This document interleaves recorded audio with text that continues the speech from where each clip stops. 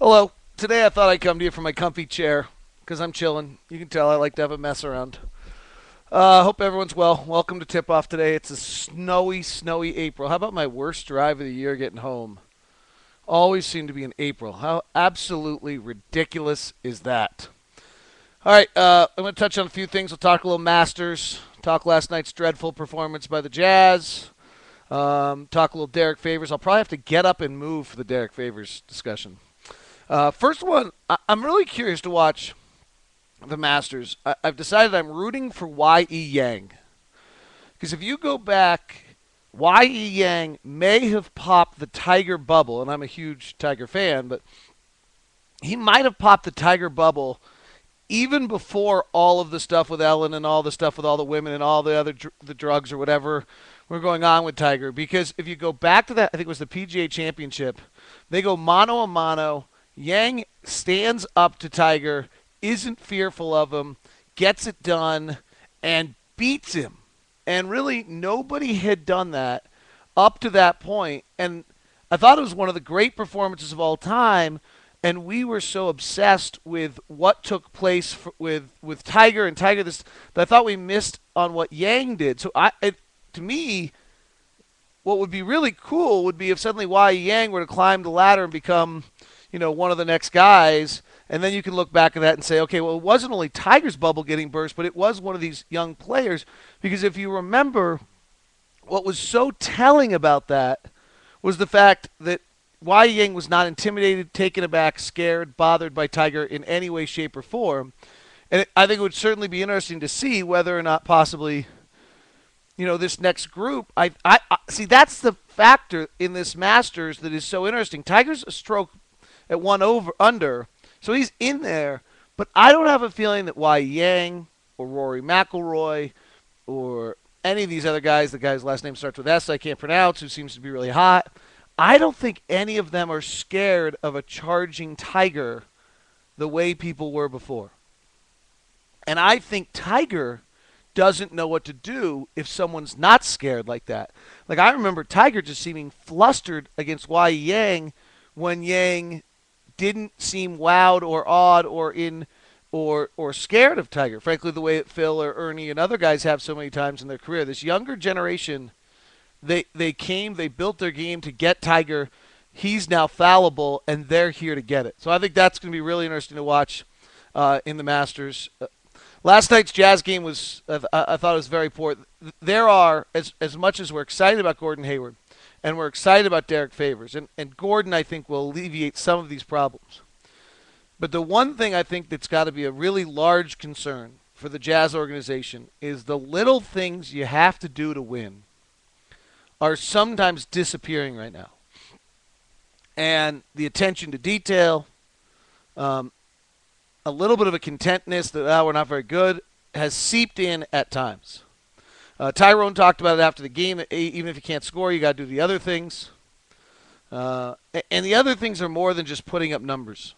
And there's a little bit of grabbing the numbers going on, which is what happens. We just haven't seen this very often. It's only the second losing season in 23 seasons, so you don't see this. This is what happens to every team, but it's what makes coming out of losing so terribly difficult. That when you are losing and your guys get used to it, you've really got some issues. One of the sayings in this league is that the minute your guys get content and realize their paycheck still comes regardless of their win-loss record, you're dead. And I don't think we've gone that far, but certainly there is a level where this group's got to figure out who they are, what they're going to be, and what their pride level is on some of these areas. And then there's personnel decisions. I mean, C.J. Miles is really just it's having a terrible year. We don't need to beat around the bush about it anymore. The year is going to finish. There's only going to be 4 players in the entire NBA this year that will play 2,000 minutes, shoot below 41% from the field, and below 32% from 3. And CJ's one of them. John Wall's a rookie is the other. Brandon Jennings and Trevor Ariza. Well, Trevor Ariza brings an awful lot to the table defensively, but is not a good enough offensive player. That's why Houston traded him. and LA let him go without money. John Wall and Brandon Jennings are both young players. John Wall will be fine. Brandon Jennings, I'd say there's a little concern that number's still sitting there. But when CJ's in that group, that there has to be a real evaluation to what his role as an NBA player is, as well as a part of this organization for the future. And that's harsh because we all like CJ an awful lot, but there's 2,000 minutes of work that's been put in this year, and there has not been progress. And that's disconcerting. And the fundamentals on his shot are, when he's missing by an awful lot. And right now he is in as bad a slump as we come to the close of the season as he has been at any point all season long. Gordon was not as involved last night. A lot of that's because of the return of Devin Harris. Not necessarily in a bad way, but there's still only one basketball. It's the beauty of the game and how this all meshes. Because last night Gordon simply just did not get the opportunity to get the ball as much, have the ball in his hand, make plays. Frankly, when he did have the ball in his hands, he did make plays. And I thought Tyrone did a nice job when he realized that that's what was taking place, of having Gordon bring the ball up the floor and try to initiate the offense and do some things. And that's a little different than when he's coming off the curls on the wing. But Wesley Matthews and Nicholas Batum did such a good job last night, the wing defenders for Portland.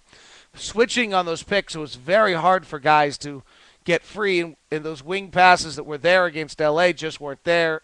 And then also, Devin suddenly taking was 15, 18 shots last night. Those are shots that somebody else is going to get. Gordon's not going to take. He's not a high shot guy. Favors was fabulous last night, and this is where I will have to get up and look at something for you. Favors, there's that picture, by the way. It's really cool. That picture on the wall. So my dad and I, we went helicopter skiing together. Yeah, I know, tough life, but it was really cool. And I will close the blind. We went helicopter skiing together, and that picture is called Half His Age. I think he was 60 and I was 30 when that picture was taken. So Derrick Favors last night was brilliant. A lot of people wanted him to get more minutes. I thought Ron Boone brought up a really good point after the game that, we're all just wanting to see guys develop this year. Tyrone's still got to coach the team for the guys he's going to have next year. So he can't offend Millsap and Jefferson by just benching them.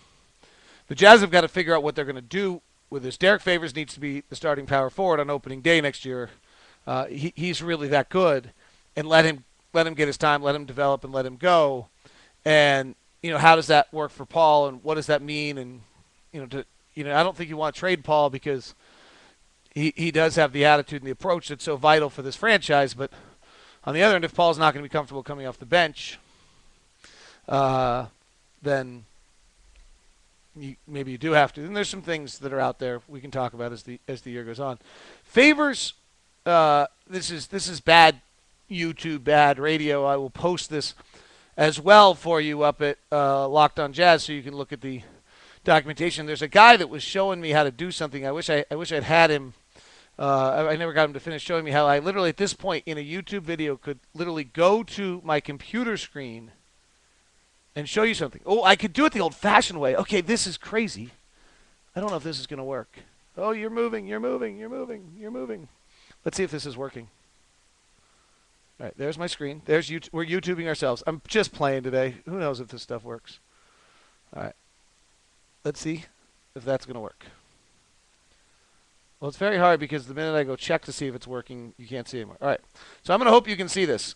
Right here, all highlighted, I'll make it a different color, are the numbers. And yes, for those of you on radio, this is really annoying. That light blue I just highlighted on YouTube that for you on the podcast are Derrick Favors numbers per 48 minutes.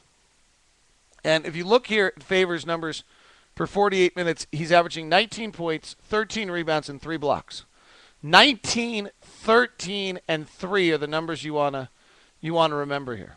So I was just going over here to see if you guys can actually see that, and you kind of can if I scan down here again.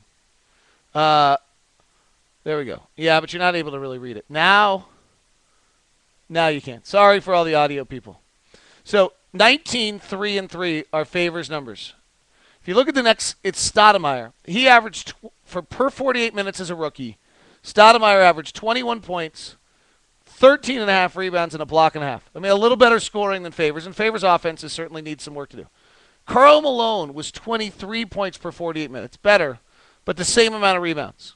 I don't think anyone's asking Favors to become Carmelo. Better than LaMarcus Aldridge. Similar to Antonio McDyess. Similar to Carlos Boozer. Far better than Chris Bosh. Elton Brand was unbelievable at 26 points per game as a rookie. That's one of the better seasons. But same amount of rebounds and blocks. Pau Gasol was a refined offensive product when he came into the league. 23 points, 12 rebounds, 3 blocks. And Kevin Love was a far better rebounder. But Derrick Favors' numbers of 19 points, 13 rebounds, and 3 blocks as a rookie per 48 minutes are really right in to the realm of what the great power forwards and best power forwards in this league have done, and a sign of what things to come. Favors has got a chance to be really, really fabulous. All right, that wraps us up. Sorry for all on the podcast version for all the kind of silliness. Hope that's all right. And on the YouTube version, I'm just trying to play, man. I'm not taking this. Hopefully you guys don't. You just realize we're chilling. All right, hope everyone's good. Enjoy the weekend. If you're a skier, we got another little respite. There's like literally 5 inches of snow outside my house right now. Hope you're good. YouTubers, see you later.